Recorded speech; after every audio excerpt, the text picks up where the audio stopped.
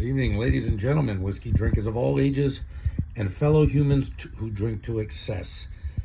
This is the Mad Mix Not Cheap Whiskey Review number 35, Craigellachie 13.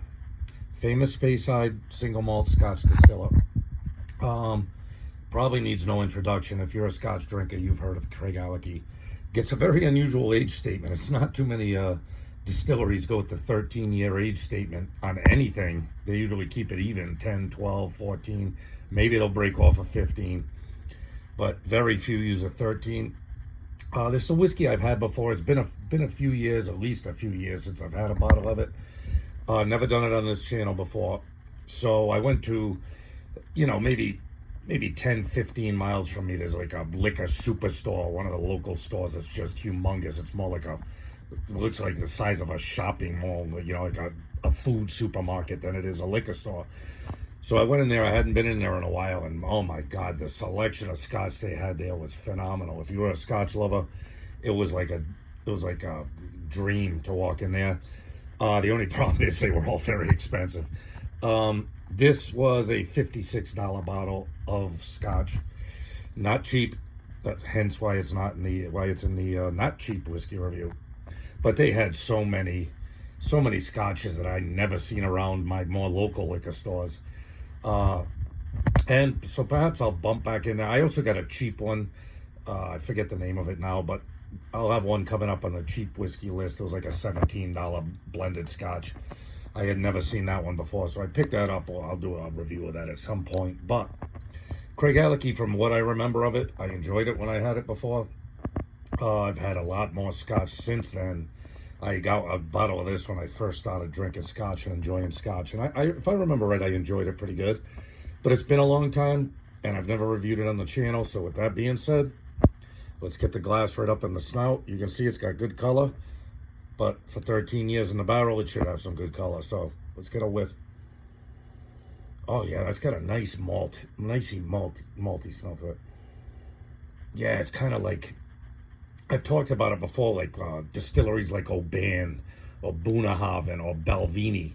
Like they have a very particular malt smell to it. Very distinctive. I don't know if it's the malt or if it's the yeast or it's the combination of the two. But certain distilleries, like they have a very, very individual malt smell. Like nothing smells like it. And kind of nothing smells like this. Very smooth. There's no ethanol bite. Just I'd say you get the malt up front. You probably get some hints of fruit. Like I'm getting a hint of like maybe raisins or something like that. Something. It's nice though. It's a very pleasant smell. Very good smell. Yeah, I'm not picking up exactly what that kind of fruitish smell is. It doesn't say if this is distilled or put into sherry casks. I'm not sure. It's a Speyside whiskey, so I'd have to look more into it.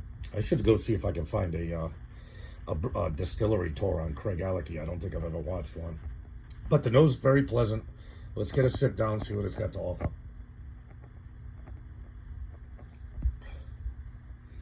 Oh, that's beautiful. Yes.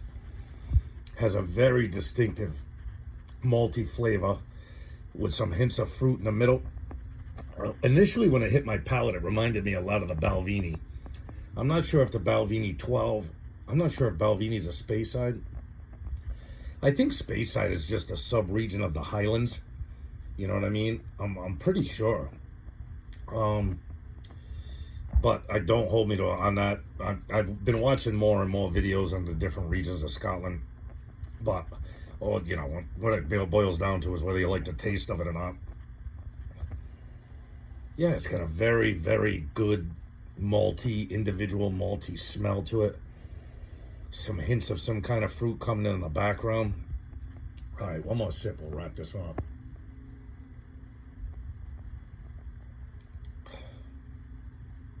Yeah, very malty, very individually malty. Like the character. This has got a nice character to it.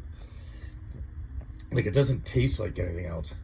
It's not overburdened with fruit. If you're getting fruit, it's just hints of it. You know what I mean?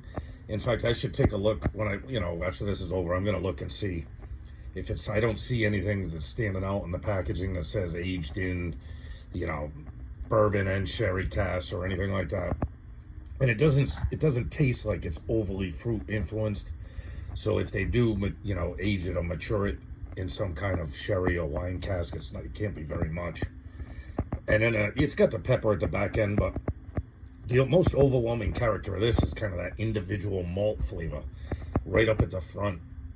Kind of like a sweet individual malt flavor. Like if you've ever had an Oban, you know what I'm talking about. The minute you taste it, you're like, wow, that tastes so much different than, you know, just about anything else. It's not like, you know, a lot of straightforward scotches that kind of all could be, you know, like you get a Glenfiddich or a, oh, what's the other one? The Glenlivet. You know, they're just kind of standard, you know what I mean? You could probably drink either one of them and not notice a heck of a lot of difference between them. Maybe a little bit. But, yeah, this is very unique smell. No. Yeah, I like it. I like it. It's got its own individual malt flavor. A little bit of fruit. The pepper at the back end isn't that bad at all. And, of course, in their packaging, they brag about how they still use worm tubs.